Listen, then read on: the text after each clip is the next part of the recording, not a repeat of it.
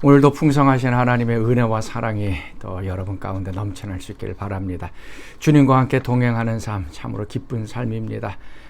혼자서 외롭게 우리 인생길 걸어가는 것이 아닙니다. 주님께서 늘 함께 옆에서 이끌어 주시고 또 대화하시고 또 우리가 가야 할 길들로 선하시게 이끄시는 분입니다. 자, 오늘도 우리와 함께 동행하시는 주님과 함께 발을 맞춰서 또 한마음으로 또 기쁨으로 행하실 수 있기를 바랍니다. 자, 오늘 토요일 날입니다. 우리 선교사님 말씀을 듣습니다. 자, 오늘은 파키스탄에서 사역하고 계시는 이제 윤갈렙 선교사님 같이 말씀을 듣겠습니다. 우리 파키스탄 우리 무슬림들 위해서 좀 계속 좀 기도하며 또 무슬림들이 하나님께로 돌아오는 또 그런 아름다운 역사들이 이루어지도록 함께 기도하고 동력할 수 있기를 바랍니다. 자, 오늘 말씀 창세기 35장 1절에서 15절까지의 말씀입니다. 하나님이 야곱에게 이르시되 일어나 베델로 올라가서 거기 거주하며 내가 내 형 에서의 낯을 피하여 도망하던 때에 내게 나타났던 하나님께 거기서 제단을 쌓으라. 야곱이 이에 자기 집안 사람과 자기와 함께한 모든 자에게 이르되 너희 중에 있는 이방 신상들을 버리고 자신을 정결하게 하고 너희들의 의복을 바꾸어 입으라. 우리가 일어나 베델로 올라가자. 내 환난 날에 내게 응답하시며 내가 가는 길에서 나와 함께하신 하나님께 내가 거기서 제단을 쌓으려 하노라. 그들이 자기 손에 있는 모든 이방 신상들과 자기 귀에 있는 귀고리들을 야곱에게 주는지라. 야곱이 그것들을 세겜 근처 상수리 나무 아래에 묻고 그들이 떠났으나 하나님이 그 사면 고울들로 크게 두려워하게 하셨으므로 야곱의 아들들을 추격하는 자가 없었더라. 야곱과 그와 함께한 모든 사람이 가나안 땅 루스 곧 베델에 이르고 그가 거기서 제단을 쌓고 그곳을 엘베델이라 불렀으니 이는 그의 형의 낯을 피할 때 하나님이 거기서 그에게 나타나셨음이더라. 리브가의 유모 드보라가 죽음에 그를 베델 아래에 있는 상수리 나무 밑에 장사하고 그 나무 이름을 알론바굿이라 불렀더라. 야곱이 밧단 아람에서 돌아오매 하나님이 다시 야곱에게 나타나사 그에게 복을 주시고 하나님이 그에게 이르시되 내 이름이 야곱이지만은 내 이름을 다시는 야곱이라 부르지 않겠고 이스라엘이 내 이름이 되리라. 그가 그의 이름을 이스라엘이라 부르시고 나는 전능한 하나님이라. 생육하며 번성하라 한 백성과 백성들의 총회가 내게서 나오고 왕들이 내 허리에서 나오리라. 내가 아브라함과 이삭에게 준 땅을 내게 주고 내가 네 후손에게도 그 땅을 주리라. 하나님이 그와 말씀하시던 곳에서 그를 떠나 올라가시는지라. 야곱이 하나님이 자기와 말씀하시던 곳에 기둥 곧 돌기둥을 세우고 그 위에 전 제물을 붓고 또 그 위에 기름을 붓고 하나님이 자기와 말씀하시던 곳의 이름을 베델이라 불렀더라. 샬롬, 베델로 인도하시는 주님의 이름으로 문안드립니다.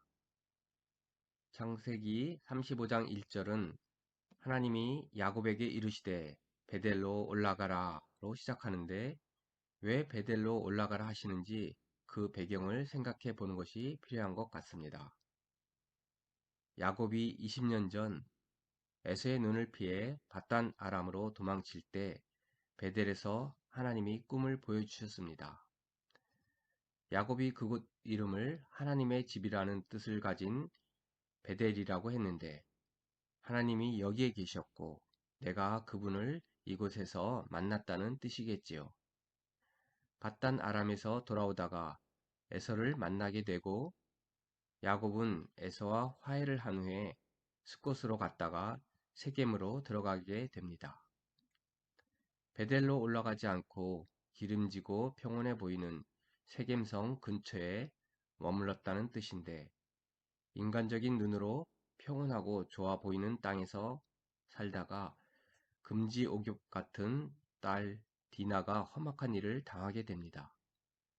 더구나 해결책으로 야곱의 아들들은 아버지의 의견도 구하지 않고 여동생의 복수로 세겜 족장을 죽이고 성읍을 누락하여 주변 국가에게 적이 되는 상황을 만들어 당장이라도 전쟁이 벌어질 수 있는 위기의 상황이 되었습니다.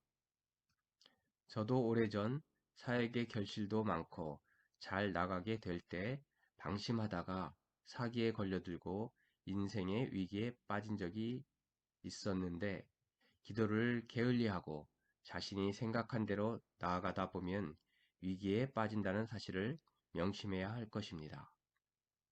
야곱의 실수를 교훈 삼아 하나님의 뜻과 인도하심을 구하는 기도로 날마다 순간마다 주님이 원하시는 선택을 하며 나아가는 복된 인생이 되기를 바랍니다. 사람은 살면서 하나님의 뜻을 알기 어려울 때가 있습니다. 하지만 시간이 지나고 그 결과를 보면 그 속에서 함께 하신 하나님의 놀라운 계획을 볼 수 있습니다. 야곱은 자신이 과거에 하나님께 드렸던 약속을 다시 기억하고 그 결과 앞에 너무도 감격스러워했습니다. 비록 자신은 잊었지만 하나님께서는 잊지 않으시고 모든 기도에 응답해 주셨던 사실에 감격한 것입니다.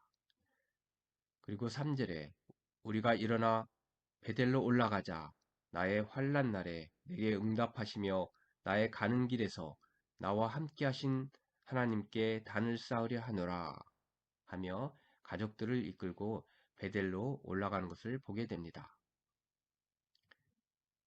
그리고 6절부터 베델에 도착해 단을 쌓고 하나님을 불렀다고 했는데, 오늘날로 보면 예배를 드렸다는 것이지요.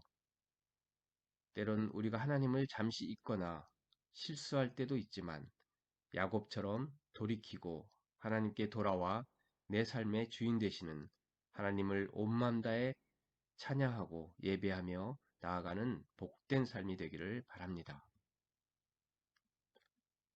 야곱은 베델로 와서 제단을 쌓은 후 크게 두 가지를 겪게 됩니다. 첫째는 사랑하는 사람이 떠나는 것입니다. 야곱의 어머니 리브가의 이모였던 드보라가 죽었습니다.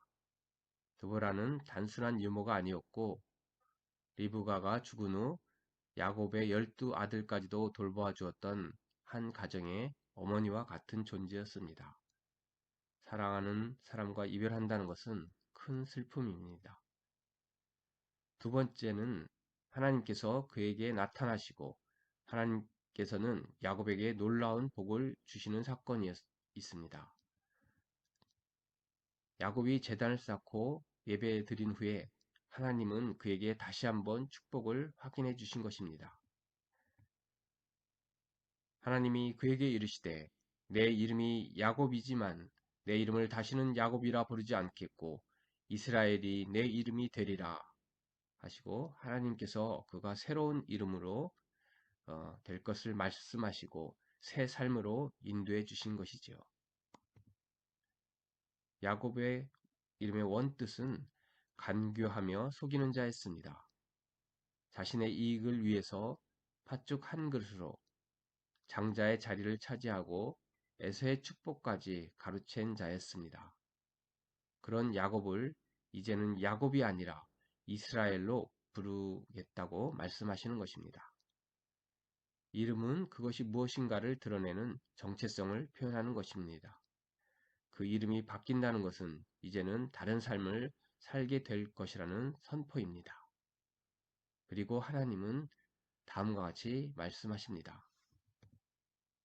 하나님이 그에게 이르시되 나는 전능한 하나님이라. 생육하며 번성하라. 한 백성과 백성들의 총회가 내게서 나오고 왕들이 내 허리에서 나오리라. 야곱의 후손 중에 왕이 나오고 수많은 백성들이 생겨날 것이라는 말씀인데, 이것은 너무도 중요한 의미를 갖습니다. 전능하신 하나님께서 앞으로 아브라함과 야곱의 계보를 통해 하나님의 역사를 써 나가시겠다고 말씀하시는 놀라운 축복인 것입니다.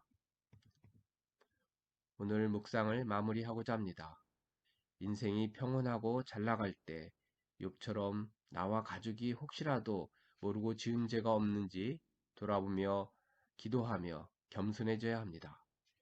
위기가 닥쳐올 때는 야곱처럼 나의 시선이 하나님으로부터 멀어지지 않았는가 돌아보고 모든 문제 해결은 하나님께 있음을 고백하고 아버지 되신 주님을 의지하며 나아가야 할 것입니다.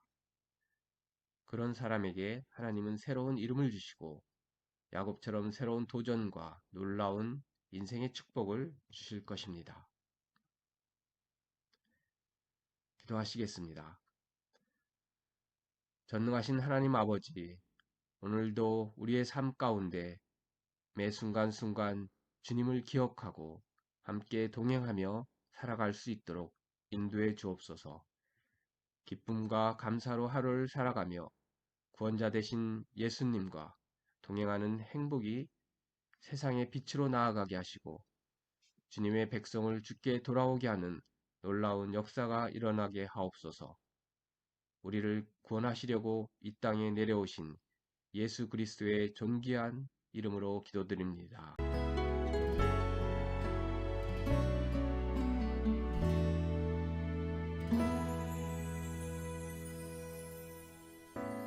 안개가 날 가리워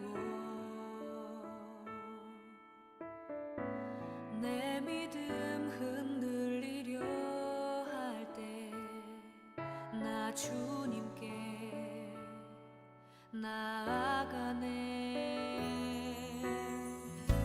주님은 산 같아서 여전히 그 자리에 계셔